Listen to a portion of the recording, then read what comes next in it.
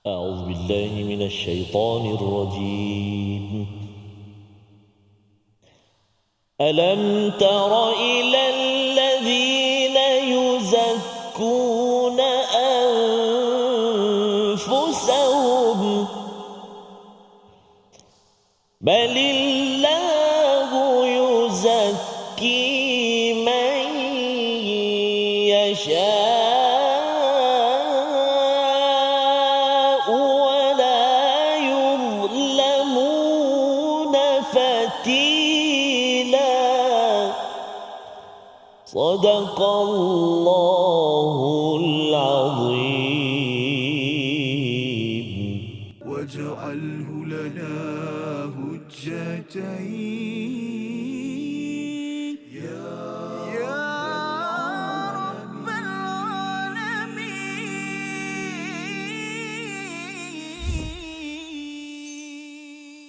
Assalamualaikum warahmatullahi wabarakatuh. Alhamdulillah thumma alhamdulillah wassalatu wassalamu ala Rasulillah wa ala alihi wa sahbihi wa man walah wa ba'da. Allahumma salli ala sayyidina Muhammadin wa ala ali sayyidina Muhammad.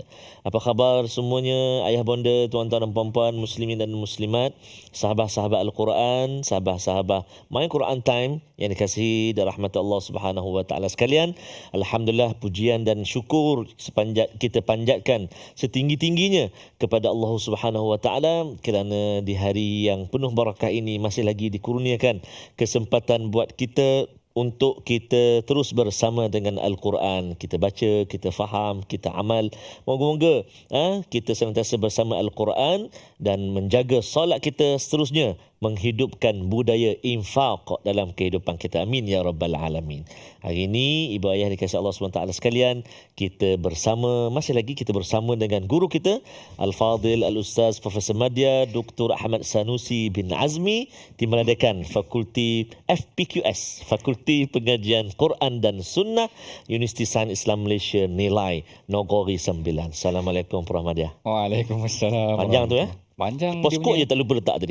Sepatutnya 71800. betul. Masih Poskod lagi ingat masih lagi ingat tanah tempat kita belajar dulu. Subhanallah. Kata saya hari ini alhamdulillah. Terima kasih alhamdulillah Prof. Terima kasih kerana terus bersama meluangkan masa untuk bersama berkongsi ilmu dengan kami semua. Jazakumullah khairul jazak. Insya-Allah. Kita hari ini Prof bukan berdua. Kita ada ramai ini menemani kita. Ya, kita bersama dengan rombongan dari Darul Hijrah Production Ipoh Perak Darul Rizwan. Assalamualaikum. Apa khabar hari ini? Masya Allah, tabarakallah. Dari jauh datang, alhamdulillah. Moga-moga setiap detik, setiap saat bersama di studio My Quran Time, bahkan daripada perjalanan lagi tadi, Allah Subhanahu Wa Taala mencatatnya dalam mizan kebajikan amal soleh kita. Amin ya rabbal alamin. Tak lupa, amin ya rabb. Tak lupa kepada sahabat-sahabat istiqamah kita juga yang setia dan istiqamah bersama dengan My Quran Time di studio My Quran Time. Sebelum kita memulakan pengajian kita hari ini, ayo kita baca dulu doa ringkas kita. Bismillahirrahmanirrahim. Subhanaka la ilma lana illa ma 'allamtana innaka antal alimul hakim.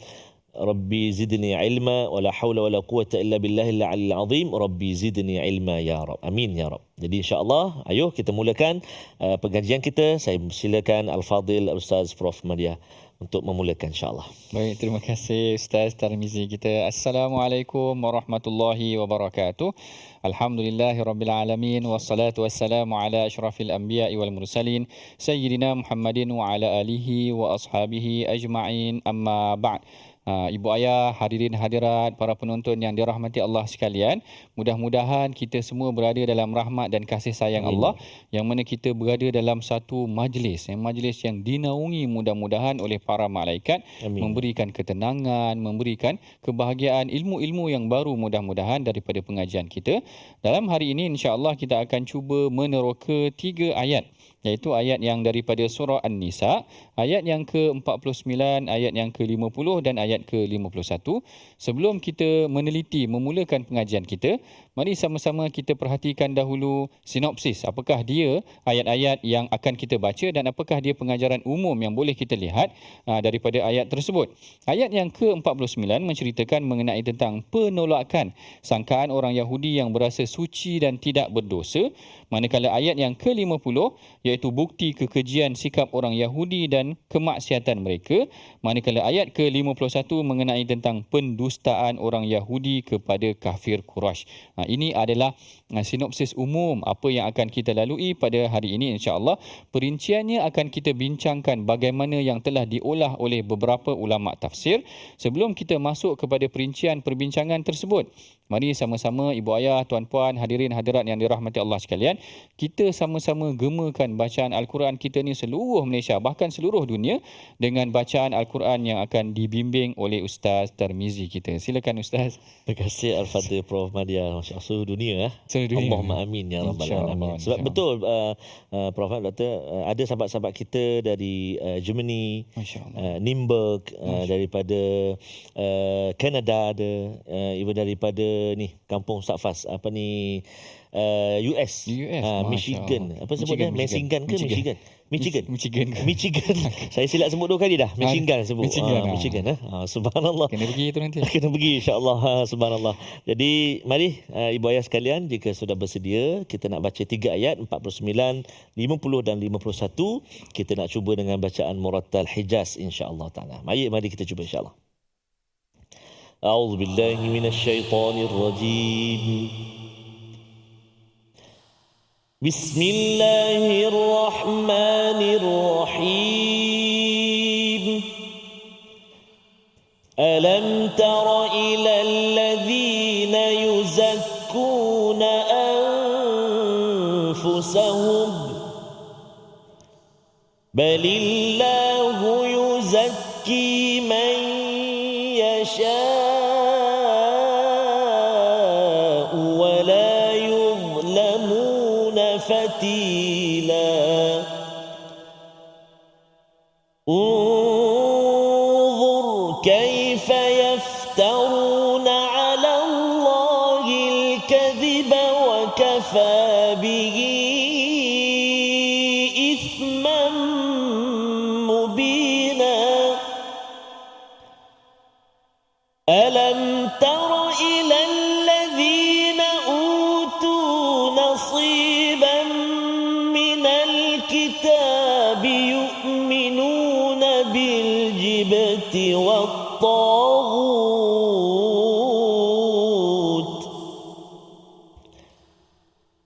ألم تر إلى الذين أوتوا نصيبا من الكتاب يؤمنون بالجبت والطاغوت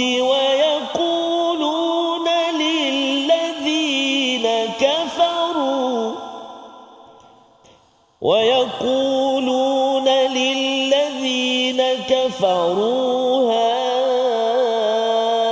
هؤلاء أهدى من الذين آمنوا سبيلا. صدق الله العظيم.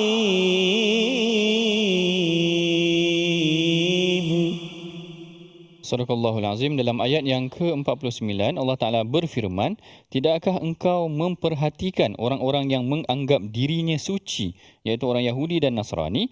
Sebenarnya Allah menyucikan sesiapa yang dia kehendaki dan mereka tidak dizalimi walau sedikit pun. Ayat ini sebenarnya menyentuh mengenai tentang sebahagian sikap orang Yahudi yang mana mereka ini merasakan diri mereka lebih baik ataupun suci. Kalau ayat ini menyentuh tentang tazkiyah, yuzakuna anfusahum, mereka menyucikan diri mereka, kerana kalau kita tengok dalam perincian yang sebelum ni Allah Ta'ala dah cerita macam-macam kesalahan, maksiat, pelanggaran undang-undang yang telah mereka lakukan. Tiba-tiba bila sampai kepada mereka, mereka menyucikan diri mereka sendiri, macam mengangkat diri mereka sendiri. Kalau menurut Syekh Tantawi, sebenarnya ayat ini ada asbab ataupun sebab nuzulnya. Ada sebab nuzulnya yang mana dia dikatakan bahawa ada seorang lelaki Yahudi datang bertemu dengan Rasulullah dan mereka berkata, "Ya Muhammad, hal ala haula'i dzamb?" Iaitu dia datang, seorang Yahudi ni datang dengan anak-anak dia. Lalu dia kata kepada Rasulullah, "Wahai Muhammad, adakah ada diorang ni mempunyai dosa, budak-budak kecil ni?" Lalu Rasulullah kata, budak-budak kecil masih belum lagi mempunyai dosa. Lalu mereka menyatakan, "Wallahi ma nahnu illa kahayatihim." Kami ini sama macam dia orang. Dia sendiri yang angkat bakul lah, orang kata. Masuk bakul angkat sendiri lah. Dia sendiri yang kata, kami pun macam budak-budak ni suci. Macam tu. Dan dia kata, apa yang kami lakukan pada siang hari, Allah Ta'ala akan sucikan kami pada malam hari. Apa yang kami lakukan pada malam hari, Allah Ta'ala akan sucikan pada siang hari. Bahkan kalau kita tengok, dalam suratul Baqarah, Allah Ta'ala cerita sifat dia orang. Dia orang sendiri kata, وَقَالُوا لَنْ تَمَسَّنَا النَّارِ إِلَّا أَيَّامًا مَعْدُودًا. Kami ni kalau masuk neraka pun beberapa hari aja. Dia sendiri yang sucikan diri dia sendiri. Bahkan dia kata, macam mana kalau Allah Ta'ala dia menyatakan kami ni adalah abna'ullah wa ahibba'u. Kami ini adalah anak Allah dan orang yang disayangi oleh Allah. Kalau kita baca transkripsi ataupun apa yang diceritakan oleh orang Yahudi tentang diri mereka ni memang betul-betul kena dengan orang Melayu punya istilah, masuk bakul angkat sendiri. Lalu Allah Ta'ala kata, engkau orang ni dahlah banyak buat perkara yang bercanggah, tiba-tiba engkau orang kata demikian. Lalu Allah Ta'ala kata, alam tara ilal ladzina yuzakkuna anfusahum. Wahai Muhammad, tidakkah kau perhatikan bagaimana orang-orang yang menyucikan diri mereka sendiri, sedangkan Allah Ta'ala lah yang sepatutnya memberikan pembersihan, menyucikan orang yang dia kehendaki, dan Allah Ta'ala tidak akan zalimi seorang walau sedikit sekalipun. Perkataan tentang fatilah ini kita akan ungkapkan, huraikan sedikit selepas daripada ini. Kita berehat dahulu seketika. My Quran Time, Quran, Salat, Infak. واجعله لنا هجتين يا رب العالمين.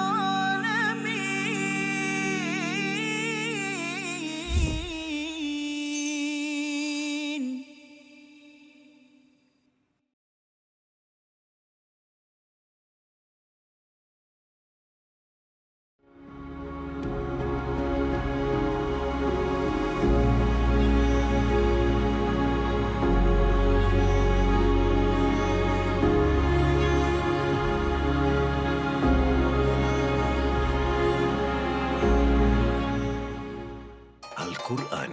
Pelajari dan dalami kesempurnaan bacaan mengikut hukumnya. Fahami dan hayati maksudnya. Amalkan dan jadikannya sebagai panduan kehidupan. Bukan hanya kita belajar tadabbur, bahkan kita akan belajar tajwid secara mendalam dan ada segmen hafazan. Saksikan episod baharu My Quran Time 2.0 setiap hari 12.30 hari di TV9, juga di saluran Astro 149. جاهنا وارزقنا تلاوته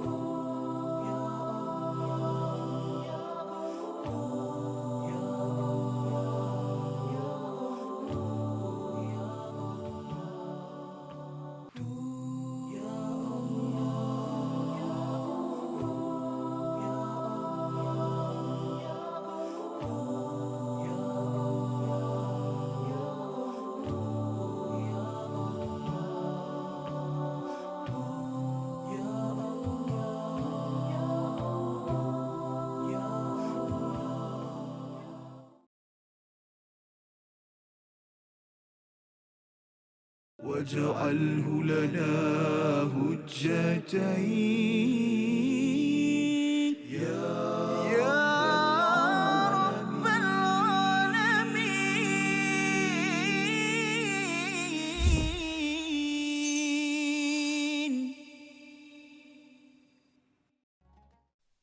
ألم تر إلى الذين يزكون أنفسهم بل الله يزكي من يشاء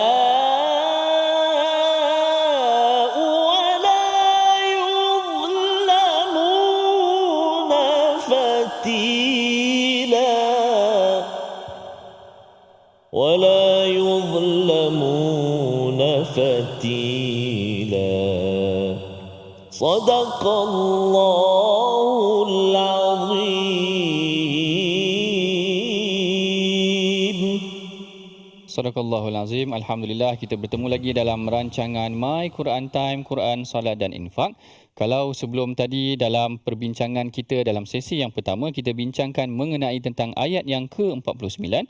Di penghujung ayat ke-49 sebenarnya Allah Ta'ala ada sebut mengenai tentang wala yuzlamuna fatila, iaitu orang-orang yang melakukan, siapa sahaja, orang kafir, orang beriman, mereka kalau melakukan kesalahan mereka tidak akan dizalimi walaupun sedikit. Sebenarnya perkataan fatila yang ditulis di dalam tafsir adalah maksudnya al-khaytu, iaitu bebenang yang berada di celah. Kalau kita belah kurma ni Ustaz, kalau kita belah di dalam dia macam ada bebenang. Kalau kita boleh tengok ada bebenang di dalam tu. Ini yang Allah Ta'ala katakan wala yuzlamuna fatila, mereka tidak akan dizalimi walaupun sehalus benang yang berada di dalam tamar itu sendiri. Allahu Akbar. Nak bayangkan perumpamaan yang Allah Ta'ala bayangkan di dalam Al-Quran sangat dekat dengan orang kafir, sangat dekat dengan audiens mereka ketika berada Al-Quran ini diturunkan di zaman tersebut. Maknanya mereka kalau buka sahaja tamar sebut fatila ni, Allah Ta'ala ada sebut dalam Quran. Allahu Akbar. Dan dalam ni Allah Ta'ala kata wala yuzlamuna fatila, sepatutnya mereka tak menyucikan diri mereka sendiri, biar Allah yang memberikan sokongan ataupun menyucikan mereka, dan mereka tidak akan dizalimi walaupun sedikit. Jadi di sini sebahagian ulama menimbulkan sedikit persoalan. Jadi kita tengok bagaimana orang Yahudi ni dia suka menyucikan diri mereka, macam mereka ni suci sangat. Ataupun kalau istilah moden ni macam dia best sangat. Dia seorang lah yang best. Katakan macam tu. Dia menyucikan diri mereka, dia kata kami ni takkan masuk neraka, kalau masuk neraka pun beberapa hari. Kalau masuk Yahudi ni illa man kana hudan aw nasara. Yang masuk syurga ni orang Yahudi dan Nasrani sahaja. Mereka pandai-pandai puji diri mereka sendiri. Lalu Allah Ta'ala larang sikap menyucikan diri ni. Dan kalau kita tengok, ada dalam konsep pengajian ilmu tasawuf juga, sifat menyucikan diri. Aku ini dipanggil sifat ananiyah. Aku saja yang best. Aku sahaja yang betul. Sebab itulah dalam Quran yang bila Iblis melawan kepada perintah Allah, dia kata, ana khairum minhu. Aku lebih baik daripada dia orang ni. Ana, maknanya sifat dia nakkan kepada diri dia sendiri. Dan ini juga yang sebenarnya berlaku dalam masyarakat kita. Kita merasakan kita lebih utama, kita lebih penting, kita lebih best, sehingga kita menyebabkan menafikan hak orang lain. Kita parking di tempat yang tak sepatutnya, kita rasa kita lebih penting daripada orang lain, kita parking kat tempat orang. Kita parking kat tempat OKU dan sebagainya. Kita nak, kalau dalam supermarket nak parking depan sekali kalau boleh, dekat depan pintu kalau boleh. Menafikan hak orang lain. Kalau asalnya ayat ini sebenarnya menegur golongan Yahudi yang menyucikan diri mereka sendiri, tetapi pengajarannya boleh juga kita ambil daripada sikap bagaimana kadang-kadang kita terlalu mementingkan ataupun mengutamakan diri kita sendiri sampai menafikan hak orang lain. Sampai menafikan hak orang lain. Dulu dalam kalangan sahabat sebenarnya sifat merasakan diri ini lebih baik daripada orang lain pernah juga berlaku. Yang ini yang diceritakan oleh Mus'ab, anak kepada Sa'ad bin Abi Waqqas. Anak kepada Sa'ad bin Abi Waqqas. Mus'ab ini anak dia sendiri cerita. Dia kata anna Sa'ad ra'a anna lahu fadlan ala man duna. Sa'ad ini dia memang pakar pemanah. Bahkan dalam perang Uhud Rasulullah kata irmi fidaka abi wa ummi, wahai Sa'ad engkau tembak anak panah engkau, aku bersumpah, ataupun Rasulullah bersumpah dengan ibu dan ayah dia untuk Sa'ad bin Abi Waqqas. Hebat Sa'ad bin Abi Waqqas ni, salah seorang daripada sahabat yang dijanjikan syurga. Tapi bila dah banyak menang peperangan, ada kalanya dia rasakan menang ni mungkin sebab aku agaknya macam tu. Ada rasa macam lebih sikit pada diri dia. Ra'a anna lahu fadlan ala man duna. Dia rasa dia lebih sikit daripada orang lain. Lalu Rasulullah tegur sikap ni, Rasulullah panggil golongan yang lemah, Rasulullah kata abghuni du'afa minkum. Datangkan kepada aku golongan-golongan yang lemah, yang tak kuat, yang orang tua. Rasulullah kata fa innama turzaquna wa tunsaruna bidu'afaikum. Sesungguhnya kita ni kadang-kadang menang, diberikan rezeki disebabkan kerana golongan yang lemah ni. Yang lemah ni yang banyak berdoa, doa mereka lebih dekat kepada Allah Subhanahu Wa Taala. Ini sifat-sifat yang kadang-kadang ada. Dulu ada pada Yahudi, merasakan diri mereka suci, kadang-kadang terkait. Bukanlah kita kata sahabat ni ada yang merasa sedemikian, tapi kita bimbang ada sedikit pengajaran yang boleh kita ambil tadaburnya daripada ayat tersebut, sehingga Rasulullah SAW pun pernah memberitahu para sahabat sifat-sifat sedemikian perlu dijaga ataupun perlu diawasi, jangan sampai kita terkena dengan perkara tersebut. Dan kalau kita nak sucikan pun seseorang tu, bahkan sebenarnya dalam hadis yang ini yang disebutkan oleh Syekh Tantawi sendiri dalam Sahih Bukhari, Rasulullah pernah menegur seorang sahabat yang terlalu puji kawan dia. Dia ni memang hebat, dia ni memang hebat. Lalu Rasulullah kata, wahai haka. Rasulullah kata, tak baik engkau macam ni. Ataupun wahai haka ni sebenarnya maksudnya cilakalah engkau. Seakan-akan Rasulullah marah. Rasulullah kata, qata'ata unuqa sahibak. Engkau telah sembelih leher kawan kau. Rasulullah kata, kalau engkau nak puji dia pun, kau kena mulakan dengan ahsibuhu dhalik. Aku rasa dia ni memang baik. Macam mana biar Allah Taala yang memberikan kesucian kepada seseorang. Kalau kita biar kita cakap dengan lafaz yang kita rasa macam tu kerana kita tak tahu bagaimana keadaan dia yang sebenar di belakang kita. Tetapi dalam beberapa keadaan para ulama mengharuskan menyucikan, meletakkan diri dalam keadaan yang baik sedemikian. Macam kes Nabi Yusuf. Nabi Yusuf bila dia nak berada dalam dia nak dilantik menjadi menteri, dia akan kata ij'alni ala khazainil ard, jadikan aku dalam menjadi menteri perbendaharaan negara ini, inni hafizun alim, aku ni adalah orang yang tahu dan juga orang yang amanah ataupun yang boleh menjaga hak-hak hafiz tu tadi. Jadi yang ni dalam keadaan sedemikian ada juga kita tengok ada kebenaran diberikan. Sebab itulah tazkiyah, memuji ataupun meletakkan diri dalam keadaan yang baik ni ada dua pertimbangan yang perlu dinilai. Satu, keadaan Allah Ta'ala cela, maknanya terlalu mengangkat diri sendiri dalam tujuan yang tidak baik. Satu perkaranya Allah Ta'ala boleh memberikan kelonggaran dalam keadaan yang memerlukan perkara tersebut. Sebagai contoh dalam ilmu hadis, ada ilmu jarah wa ta'dil, ada perlu kita puji seseorang kerana nak menerima ataupun nak melihat betul tak boleh diterima riwayat mereka tersebut. Ini yang dimaksudkan ataupun apa yang pengajaran kita boleh ambil daripada sikap Yahudi yang Allah Ta'ala tegur mereka. Allah Ta'ala kata, tidakkah engkau memerhatikan orang-orang yang menganggap diri mereka suci, sedangkan biarlah Allah yang menyucikan. Balillahu yuzakki man yasha'u wa la yuzlamuna fatila. Unzur, Allah Ta'ala teruskan, wala yuzlamuna fatila, kita dah sebut dah tadi, terjemahan dekat sini sedikit pun, dan mereka tidak akan dizalimi sedikit pun. Dan perkataan fatil ni memang diambil daripada berbenang di dalam tamar itu tadi, sangat dekat dengan kita. Kalau kita makan tamar pun mungkin kita boleh ingat, perkara ni lepas ni tuan-puan ibu ayah yang berada di studio ni mungkin juga boleh cerita dah. Kalau makan tamar kita kata ini fatil ni ada sebut dalam Quran. Macam tu, nampak berilmu sikit lah. Nampak, terror ni pakcik ni kata, dia tahu ayat-ayat yang disebutkan dalam Quran ada mengenai tentang tamar dan sebagainya. Baru balik Quran time. Baru balik Quran time. Dia kata, macam mana tahu? Baru balik Quran time. Kata tu. Jadi nak ceritanya, perkataan wala yuzlamuna fatila ini merujuk juga kepada fatil yang ada berbenang yang ada di dalam tamar itu. Allah Ta'ala gunakan kaedahnya supaya dekat dengan manusia, boleh memerhatikan. Unzur kaifa yaftaruna 'ala Allahil kadhiba wa kafa bihi itsman mubina. Lalu Allah Ta'ala berikan ancaman kepada mereka, perhatikanlah betapa mereka mengada-ngadakan pembohongan terhadap Allah, dan cukuplah perbuatan itu menjadi dosa yang nyata buat mereka. Tengok orang yang menipu ke atas Rasulullah pun Rasulullah kata tempat dia confirm kat neraka. Allah Ta'ala kata, Rasulullah kata, man kadzaba alayya muta'ammidan. Siapa yang tipu guna nama aku, siapa yang tipu terhadap aku, dia telah menempah tempat dia neraka. Ini tipu tentang Allah. Allahu Akbar. Saya tak boleh nak bayangkan kalau tipu terhadap Rasulullah pun dah boleh menempah tempat dalam neraka, apatah lagi menipu dengan menggunakan ataupun mengada-ngadakan sesuatu terhadap Allah, sesuatu kebohongan ataupun pembohongan. Maka Allah Ta'ala kata, wa kafa bihi itsman mubina. Cukuplah dengan tu sahaja, memang dosa yang sangat jelas yang boleh menyebabkan mereka terjerumus ke dalam api neraka. Ancaman yang diberikan oleh Allah Ta'ala kepada manusia.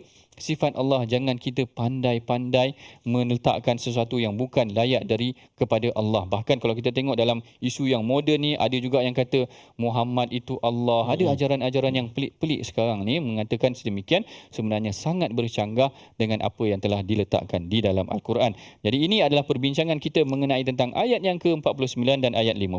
Sebelum kita akhiri perbincangan kita, mari sama-sama kita perhatikan mu'jam kalimah perkataan pilihan kita pada hari ini, iaitu perkataan zakah. Yuzakkuna anfusahum yang kita baru bacakan tadi. Yuzakkuna anfusahum diambil daripada perkataan zakah, iaitu membawa maksud zakat, kan bawa maksud suci, menyucikan harta seseorang. Zakat, yuzakkun, bersih ataupun suci, ataupun maksudnya tambah, bertambah. Yang mana perkataan tersebut disebutkan di dalam Al-Quran sebanyak 59 kali. Ia merangkumi dalam beberapa surah yang tertentu di dalam Al-Quran. Sebagai contoh, ada disebutkan dalam suratul Baqarah, ada disebutkan dalam surah Ali Imran, ada juga disebutkan di dalam suratul Jumaah. Jadi ini adalah perkataan pilihan kita, mu'jam kita pada hari ini. Mudah-mudahan kita ingat sedikit pengajaran daripada perkataan bahasa Arab yang boleh kita ingat ataupun amalkan. Selepas daripada ini, kita berehat dahulu seketika. My Quran Time, Quran, Salat, Infak. واجعله لنا هجتين يا رب العالمين.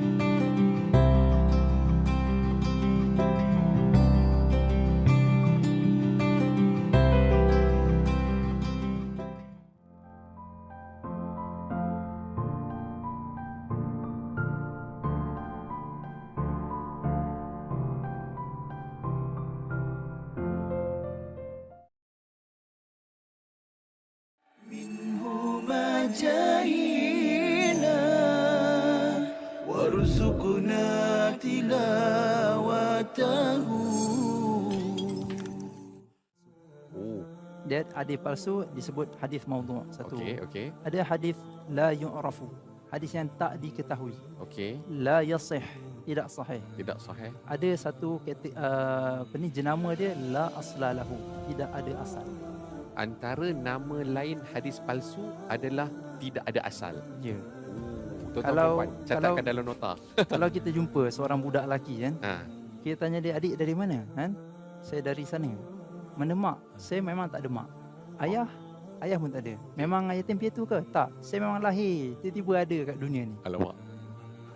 Jadi sepatutnya anak ni dia mesti ada ayah, Ada ayah, ada mak. ibu yang melahirkan dia. Ya, Kalau dia kata dia tiba-tiba muncul, siapa pun tak boleh nak terima. tak boleh. Demikianlah hadis palsu. Tiba-tiba muncul, tidak ada sanad, Okey. tidak ada periwayatan, tidak ada jalur periwayatan. Okey. Tiba-tiba muncul, tiba-tiba tersebar. واجعله لنا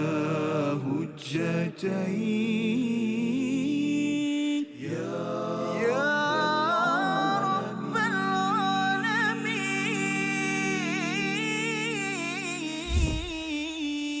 العالمين. Hidayah kerlipan cipta cintaku, harum rembulan mawar, dingin di hakis keseorangan. Aku masih menghitung diri, kesiangan yang panjang. isi hati padamu kasih ya Rabbi. Hidayah yang kita senantiasa dambakan daripada Allah Subhanahu wa taala, supaya kita tidak menjadi seperti orang yang disebut, mereka yang disebut dalam ayat yang ke-50, mereka mengada-adakan pembohongan terhadap Allah Subhanahu wa taala. Allahu akbar.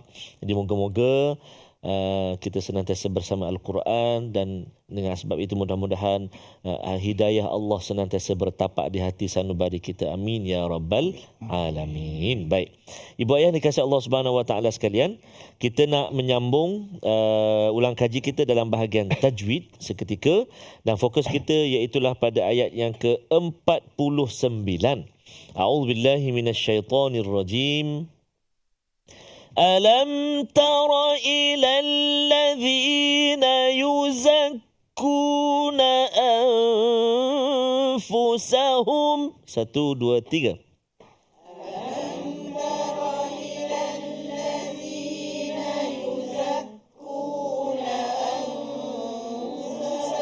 Baik, fokus kita dalam ayat ini antaranya yang mula-mula tu alam tara, yang kita garis bawahkan. Alam tara. Alam tara. Cuba. Oh, dia kata ustaz buat contoh lambat tu bahaya. Betul juga. Alam tara. Oh, bahaya sebenarnya. Jadi dia kena jelaskan bacaan kita. Alam tara. Alam tara.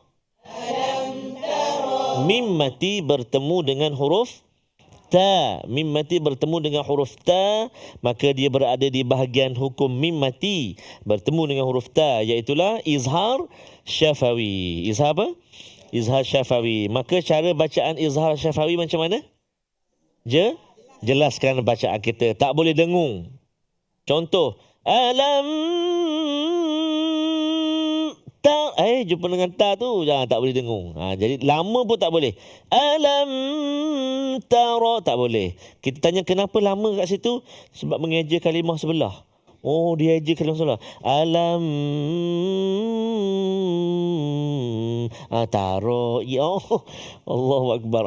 Bahaya. Jadi dia boleh larilah dia punya, sebabnya tak boleh lama, tak boleh pegang, tak boleh dengung. Dia jelaskan bacaan kita. Sekali lagi. Alam tara. Baik, itu yang pertama. Dan hati-hati juga pada huruf ra. Jangan bunyi tarqiq, dia mesti tafkhim. Tara. Tara. Okey. Dia kata kalau bunyi nipis biasanya macam mana? Dia bunyi tipis ataupun dia tak solid, bunyi tebal dia. Alam tara. Tu, tara. Tipis kan? Tara. Tara. Kan? Tebal kan? Baik. Satu lagi, yang kedua. Anfusahum. Cuba. Anfusahum. Yuzakkuna anfusahum. Yuzakkuna anfusahum. Nun mati bertemu dengan fa. Nun mati bertemu dengan apa? Fa. Masuk dalam golongan atau bahagian ikhfa haqiqi. Nun mati atau tanwin bertemu dengan berapa huruf? 15. 5 lagi tak cukup. 10 di sini. 10, 5. 15 huruf. Okey, salah satunya huruf fa. Dengung berapa rakaat? Tak tertipu lagi ustaz. Dia kata 2 harakat. Dia jawab 2 harakat. Dia kata anfusahum. Cuba. Bagus. Subhanallah, masya-Allah, tabarakallah. Itu yang kedua. Yang ketiga, man yasha.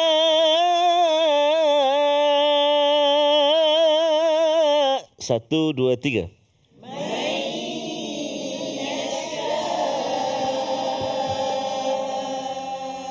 Masya Allah, tabarakallah, subhanallah. Nun mati bertemu dengan ya. Apa dia? Ikhfa pula. Nun mati bertemu dengan ya idgham ma'al ghunnah. Nun mati atau tanwin bertemu dengan 4 huruf. Ya, waw, mim, nun. Kalau bila ghunnah 2 huruf. Lam, ra. Okey, jadi dengung 2 harakat. Man yasha. Cuba.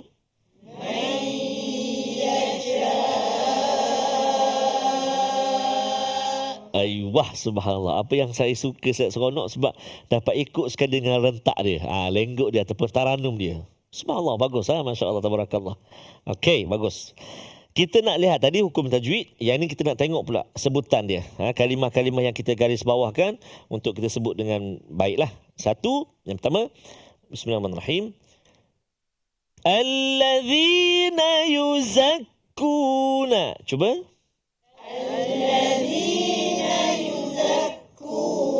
Alladzina yuzakkuna anfusahum.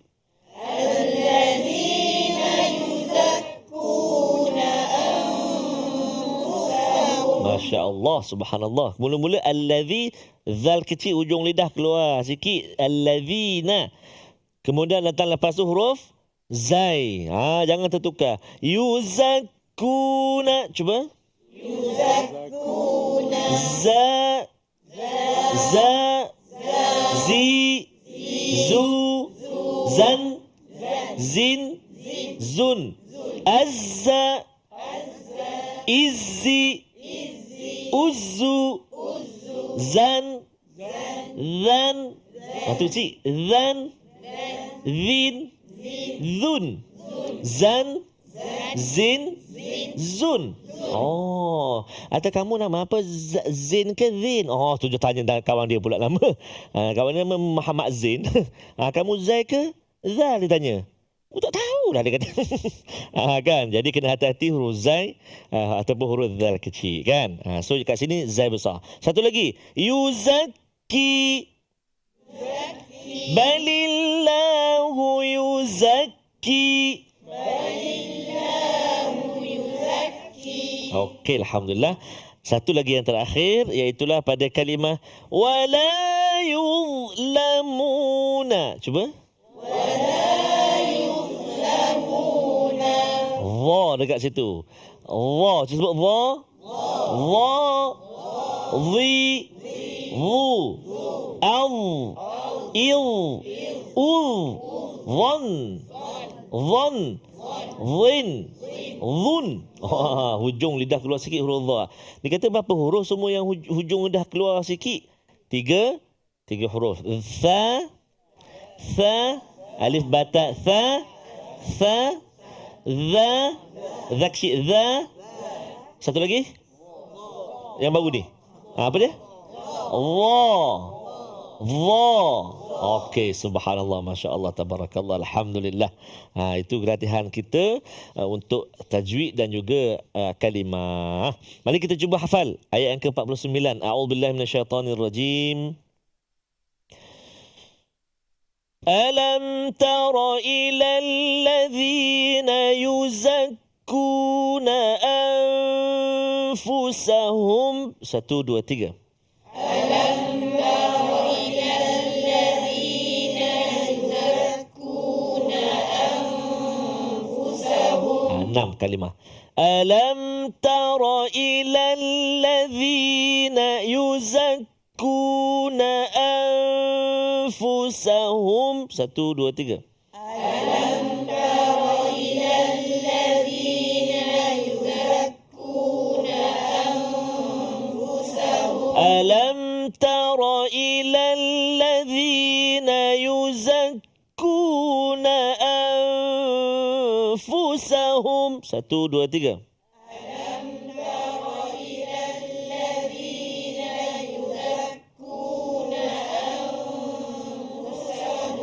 Alam tara ilal ladzina. Cuba. Alam tara ilal ladzina yuzakkuna anfusahum. Aiwah. Cuba sekali tengok. Jangan tengok. Cuba sekali tengok pula. Cuba jangan tengok sekali. Ni ayat yang ke-49. Alam tara ilal ladzina yuzakkuna anfusahum. 1, 2, mula. Alam tara ilal ladzina yuzakkuna anfusahum. Cuba sambung. Alam tara ilal ladzina yuzakkuna anfusahum. Wah, subhanallah, masya Allah, tabarakallah. Sikit lagi tu Ustaz. Sikit lagi tu. Lepas ni, masa rehat ni kena habiskan.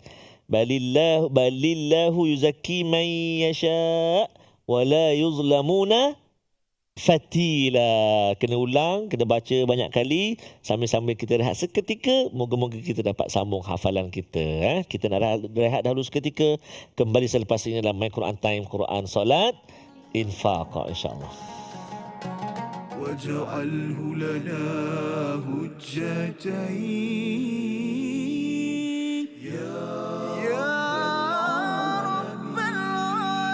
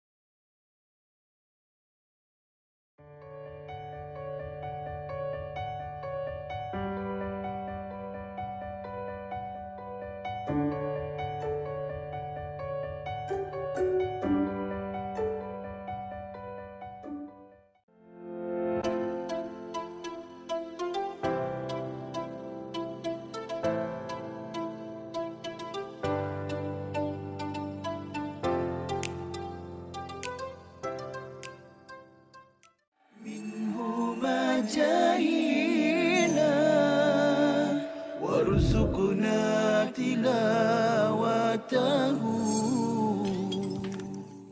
Ketika mana berlakunya penyakit ataupun wabak yang besar tu, adakah itulah solat tu dibolehkan ataupun tidak, bagaimana? Okey, baik. Yang ni sebenarnya satu soalan yang memang biasa ditanya. Iaitu pada awal-awal Covid dulu, kalau tuan-tuan puan-puan perasan, yang mana sebahagian besar daripada masjid, bukan sebahagian besar, maknanya semua masjid dalam negara ni ditutup. Dan dia bukan dilakukan di Malaysia sahaja, bahkan di seluruh dunia Ustaz Husaini. Saya ingat dekat Mesir tu ada macam satu demonstrasi depan masjid, orang solat juga. Walaupun masjid dikunci, kerana pada mereka dia kata solat jemaah ni perkara yang wajib, kita kena solat juga macam mana pandemik pun yang berlaku.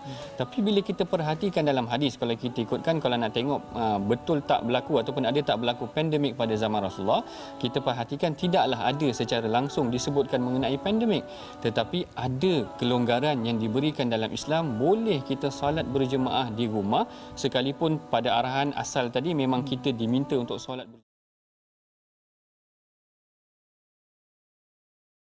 واجعله لنا هجتين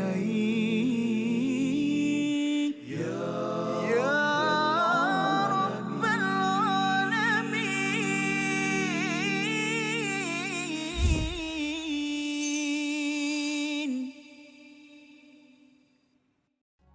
Alhamdulillah, bertemu kita lagi dalam rancangan My Quran Time, Quran Salat dan Infak. Kita baru sahaja selesai pengajian tajwid kita bersama dengan Ustaz Tarmizi Abdul Rahman kita. Ya, InsyaAllah saya tengok tadi memang bersemangat. Oh, subhanallah. Masya-Allah, bergema bacaannya. Masya-Allah, bergema.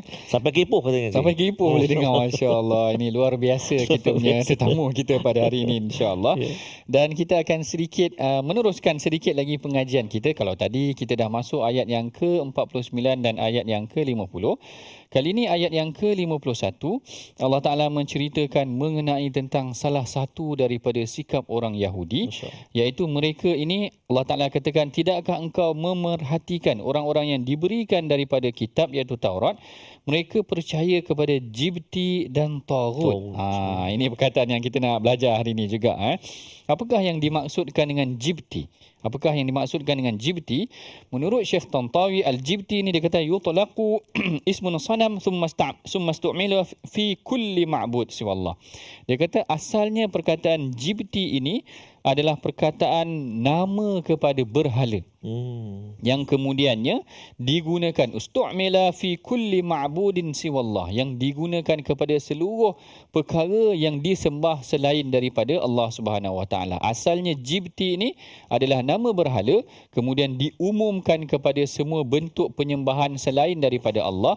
Kalau hari ini ada orang sembah pokok ke, boleh termasuk dalam jibti juga, kerana dia dah terangkum dalam perkataan tersebut yang asalnya sebenarnya adalah ditujukan ataupun perkataan itu diambil daripada nama berhala. Wa taghut pula, dan perkataan taghut pula adalah yutlaqu ala kulli batilin, yang mana dianya ditujukan kepada semua kebatilan yang juga membawa kepada manusia itu menyembah kepada selain daripada Allah.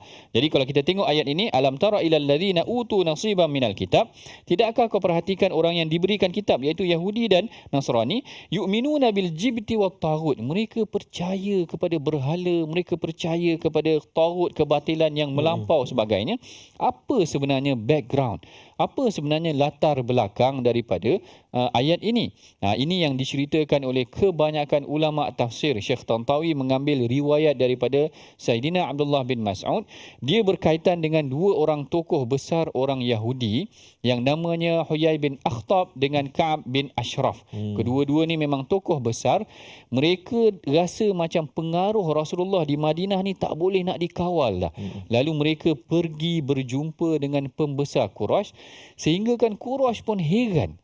Quraisy kata, kalaulah kami yang memusuhi Muhammad ni tak apalah, sebab mereka memang kacau kami, mereka memang pecah pisahkan anak beranak kami, orang lari melentang berhala kami, sebab apa?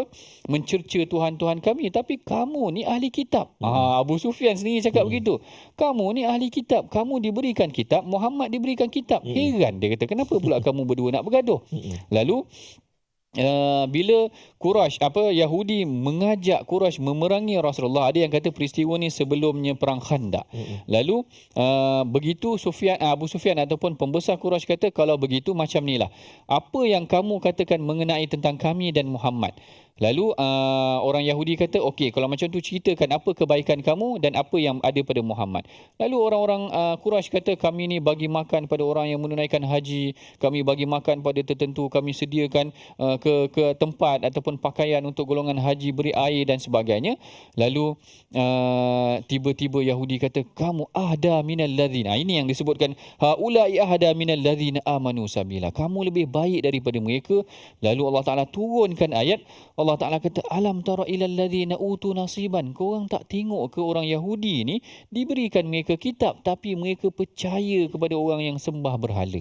Allah Ta'ala tempelak sikap mereka, yu'minuna bil jibti wat taghut, yang mereka beriman kepada jibti iaitu berhala itu tadi, dan taghut, wa yaquluna lil ladzina kafaru, dan mereka kata kepada orang kafir, mereka kata kepada orang Quraisy, haula'i ahda minal ladzina amanu sabila, bahawa orang-orang kafir Mekah itu lebih benar jalannya daripada orang yang beriman. Allahu akbar. Tengok ni tadi kan, betapa mereka benci kepada Rasulullah, sehingga kan orang yang salah, yang sembah berhala pun mereka katakan lebih baik daripada Muhammad, lebih baik daripada Rasulullah, sedangkan mereka dah diberikan kitab, mereka dah diberikan ilmu, tetapi masih lagi diselewengkan atas kerana kedengkian. Ini akan kita tengok apa punca yang menyebabkan mereka benar-benar tidak menyukai Rasulullah sallallahu alaihi wasallam, yang pada hakikatnya mereka bersikap sedemikian kerana ada hasad, yang kalau kita tengok dalam banyak ayat sebelum ini, dalam suratul Baqarah dan dalam surah-surah yang lain, sebenarnya menceritakan tentang sikap mereka yang tidak suka kepada Rasulullah. Akhirnya mereka berpakat dengan orang kafir sendiri. Asalnya mereka ada kitab, mereka telah diberikan Nabi, mereka telah diberikan bimbingan, akhirnya mereka menuju kepada orang yang menyembah berhala. Inilah yang akhirnya mereka berjaya menghimpunkan tentera Ahzab, tentera yang sangat besar yang dianggotai oleh pembesar-pembesar ataupun kumpulan daripada Makkah ataupun daripada Quraisy itu sendiri.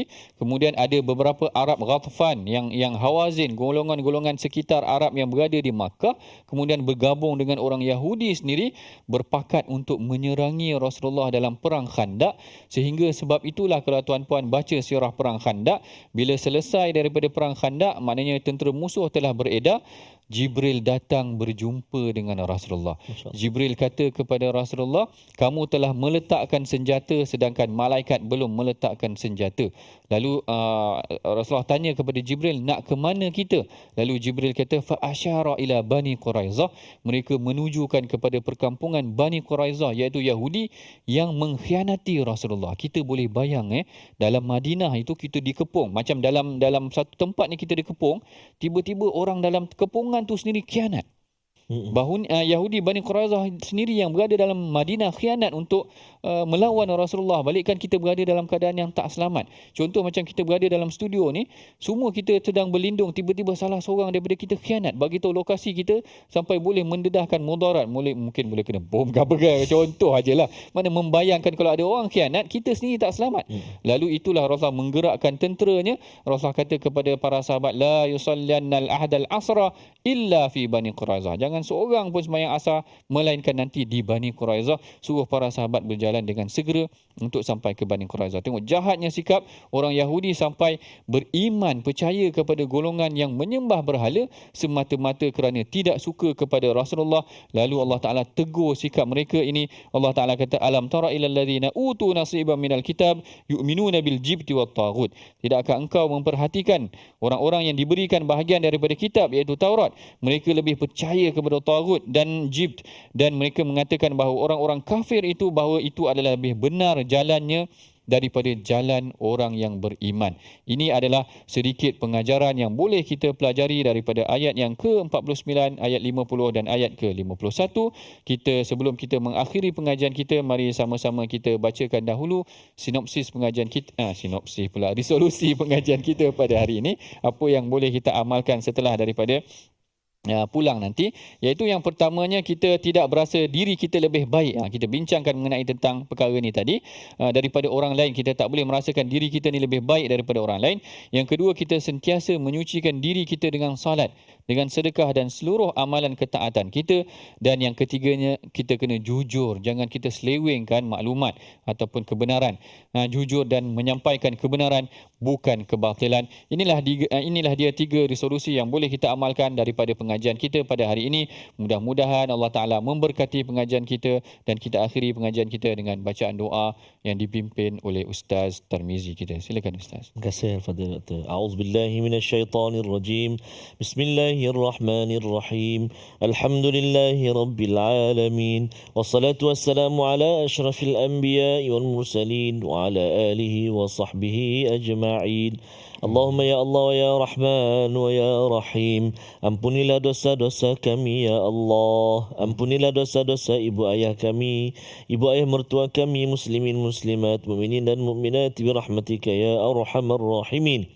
Ya Allah ya Tuhan kami, bersihkan hati kami agar kami mudah mempelajari mendalami Al-Quran. Ya Allah ya Tuhan kami, bersihkan hati kami ya Allah agar mudah kami memahami apa yang kami baca, apa yang kami pelajari daripada Al-Quran. Ya Allah ya Tuhan kami, kuatkan hati kami untuk mengamalkan isi kandungnya ya Allah. Ya Allah, kurniakan petunjuk dan hidayah-Mu kepada kami, memandu kehidupan kami seharian ya Arhamar Rahimin. Allahumma Rabbana alaika tawakkalna wa ilaika nabna wa ilaikal masir. Wa sallallahu ala sayyidina Muhammadin nabiyil ummi wa ala alihi wa sahbihi wa baraka wa sallam. Walhamdulillahi rabbil alamin. Taqabbalallahu minkum. Minna minkum taqabbal ya karim. Moga-moga Allah Subhanahu wa taala mengabulkan doa kita, dan Allah Subhanahu wa taala senantiasa menggerakkan hati kita untuk kita terus meneruskan legasi Al-Quran, generasi Al-Quran. Satu caranya ialah dengan cara kita menyumbang bersama dengan tabung gerakan Al-Quran untuk melahirkan generasi Al-Quran. Program-program Al-Quran, pengajian Al-Quran. Jadi jemput semua ibu ayah untuk salurkan sumbangan dalam tabung gerakan Al-Quran menerusi akaun yang tertera, ataupun boleh imbas kod yang disediakan. Moga-moga saham akhirat kita senantiasa subur mekar menemani kehidupan kita, dan pastinya menuai hasil di syurga Allah Subhanahu wa taala satu hari nanti. Amin ya rabbal alamin. Terima kasih banyak, jazakumullah khair jazak kepada yang bahagia Prof Madya Doktor di atas perkongsian ilmu pada hari ini dalam My Quran Time. Jangan lupa kita akan terus mendalami halaman baru dalam episod akan datang teruskan temu janji kita bersama dengan My Quran Time, Quran, Salat, Infaq. Assalamualaikum warahmatullahi wabarakatuh. Sekali lagi.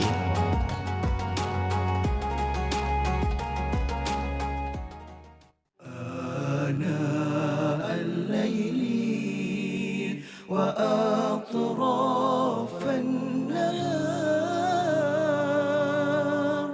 واجعله لنا هجتين